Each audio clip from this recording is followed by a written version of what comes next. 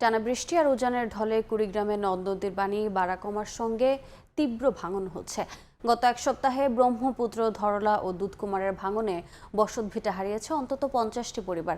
এই মুহূর্তে যাত্রাপুর এলাকায় আছেন সহকর্মী বাদশাহ সৈকত। ভাঙনের খবর জানতে সরাসরি যাচ্ছে তার কাছে।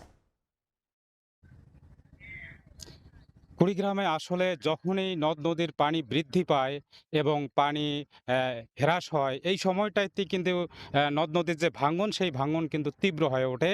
এবং যেটি জানিয়ে রাখি যে এবারের যে বর্ষার শেষ সময়ে যে পানি উজান থেকে নেমে আসা পানি এবং বৃষ্টিতে যে পানি নদ-নদীতে বৃদ্ধি পেয়েছে, সেই পানি বৃদ্ধি পাওয়ার সাথে সাথে কিন্তু প্রায় ২০টি পয়েন্টে এই ব্রহ্মপুত্র, ধরলা এবং দুধকুমারের ২০টি পয়েন্টে কিন্তু এই ভাঙন অব্যাহত রয়েছে। আমি যদি দেখাই যে এখানকার যে ঘরবাড়ি আসলে যে এলাকাটিতে রয়েছে এটি কুড়িগ্রামের যাত্রাপুর এলাকা।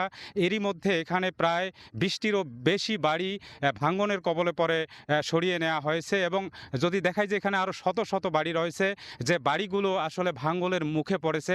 এখানকার মানুষের সাথে আমি কথা বলেছি। এখানকার স্থানীয়রা যেটি অভিযোগ করছেন যে এখানে আসলে জরুরি ভিত্তিতে এর আশেপাশে কাজ দেয়া হয়েছে, কিন্তু এই এলাকাটিতে সেভাবে কাজ দেয়া হয় নাই। যদিও এখানে বালু ভর্তি জিও ব্যাগ ফেলার কথা বলা হয়েছে, কিন্তু সেইভাবে যে যে ঠিকাদারকে দেয়া হয়েছে সেই ঠিকাদার সেভাবে যে নির্দিষ্ট সময়ে সে বস্তা ফেলতে পারেনি, যার কারণে সেই ভাঙন কিন্তু রোধ করা সম্ভব হচ্ছে না এবং সেই ভাঙন অব্যাহত রয়েছে।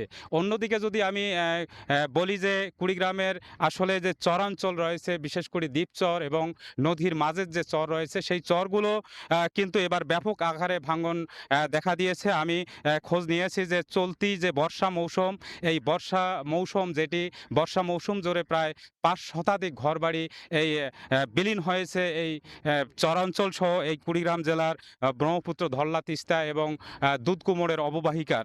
আমি কথা বলেছি কুড়িগ্রামের পানি উন্নয়ন বোর্ডের যে নির্বাহী প্রকৌশলী, তার সাথে। তিনি বলেছেন যে আসলে সব মিলেই কিন্তু কুড়িগ্রামে বর্ষার শুরু থেকেই প্রায় ৫০টির বেশি পয়েন্টে ভাঙন ছিল, যে পয়েন্টগুলোর অনেকগুলোতে কাজ করা হয়েছে এবং ভাঙন রোধ হয়েছে। এর মধ্যে নতুন করে আরও কিন্তু এবার কিন্তু এই যে শেষ সময়ের যে পানি, এতে প্রায় ১৫টি পয়েন্ট ভাঙন অব্যাহত রয়েছে। সেখান থেকে ৯টি পয়েন্টে পানি উন্নয়ন বোর্ড জরুরি ভিত্তিতে কাজ করছে।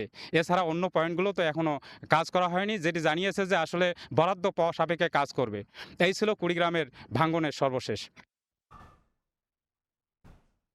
সরাসরি যুক্ত ছিলাম কুড়িগ্রামে।